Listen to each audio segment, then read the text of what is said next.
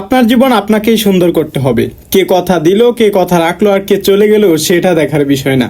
তো গাইস, কেমন আছেন? আলহামদুলিল্লাহ, আমি তো ভালোই আছি। তো চলে আসলাম নতুন আরো একটি ভিডিও নিয়ে। তো আজকে তো বৃহস্পতিবার, কালকে শুক্রবার বন্ধ দিছে। তো ভাবলাম আজকে একটু পোলাও বানাই। পোলাও বানানোর জন্য এই যে ভাতের চাউল নিয়ে নিছি। মানে এগুলো পোলাওয়ের চাল না, ভাতের চাল। তো ছোট ছোট ছিল, যার কারণে এই চাউলগুলো দিয়ে আজকে পোলাও বানাবো। চাউলগুলো ভিজায় রাখছি, তারপরে একটু বাটা মশলা করে নেই। যেহেতু পোলাও বানাবো, তার জন্য মুরগির গোস্ত রান্না করবো, তার জন্য একটু বাটা মশলায় প্রথমে জিরা বাটা নিছি, আর তারপর কিছু পেঁয়াজ টিয়াজ বাটা নিলাম, আর যে মশলাগুলো লাগে সেগুলো সব কিছু। কিন্তু গাইস, আমার এখানে বাটাবাটি শেষ। এবার তো কড়াই চড়ে দিয়েছি চুলাতে, আর তারপর গরম তেলে দিয়ে দিচ্ছি পেঁয়াজ, আর পেঁয়াজটা হালকা ভাজা হয়ে গেলে দিয়ে দিলাম গরম মশলা। আর গরম মশলাগুলো আর হালকা মতো একটু পেঁয়াজ আর রসুন বাটা দিয়ে তারপর এটা ভালো করে লাইরা নিতেছিলাম। একটু মশলাটা হালকা হালকা কষানো হয়ে গেলে, মানে মশলার ফ্লেভারটা নষ্ট হয়ে গেলে তারপরে দিয়ে দেবো সেই চাউলগুলো।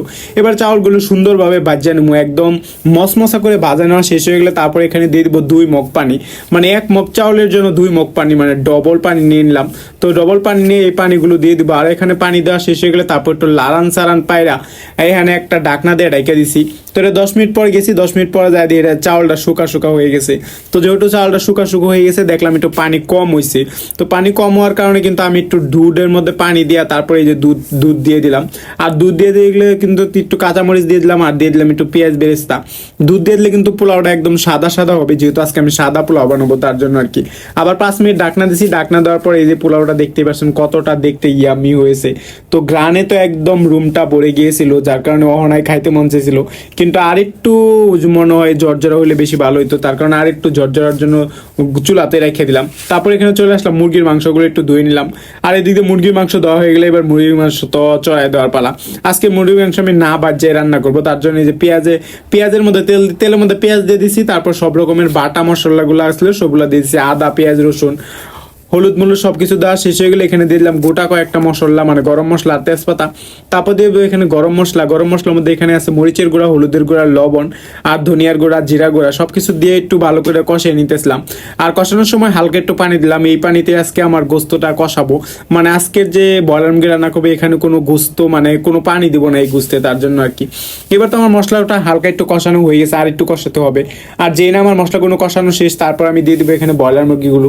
আর ব্রয়লার মুরগিগুলো দিয়ে ভালো করে কষিয়ে নিবো। আবার 5-10 মিনিটের জন্য কষানো হয়ে যাবে, তারপর আমি ডাকনা দিয়ে ডেকে দেবো। মানে কষাইতে হালকা হালকা জাল দিয়ে যদি কষান, তাহলে সেটা একটু বেশি ইয়ামি লাগবে, তার জন্য আর কি। এবার তো ডাকনা দিয়ে ডেকে দিচ্ছি, তারপর একটু আর একটু লাড়াচাড়া পারে একটু পরে যা দিয়ে এটা একদম লাল লাল করে মানে পানি ছাড়তেছে ব্রয়লার মুরগি থেকে।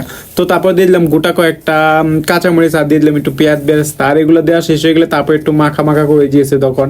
তো আজকে এরকম মাখা মাখাই রাখবো। উপরে একটু জিরা পাউডার দিয়ে দিলাম, মানে জিরার গুঁড়া। তো এগুলো দেওয়া শেষ হয়ে গেলে দেখতেই পাচ্ছেন আজকে খাবারটা মানে মুরগির মাংসটা একদম জোড়া জোড়া টাইপের, একদম ইয়াম্মি ইয়াম্মি দেখা যাচ্ছিল।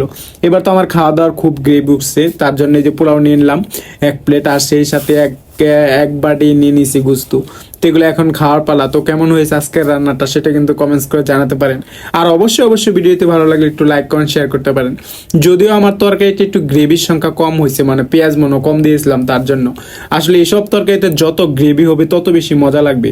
যেহেতু কম হয়েছে কোনো ব্যাপার না, আমার এগুলো দিয়ে খাওয়া হয়ে যাবে। তারপর নিয়ে নিলাম কয়েকটা সালাদ।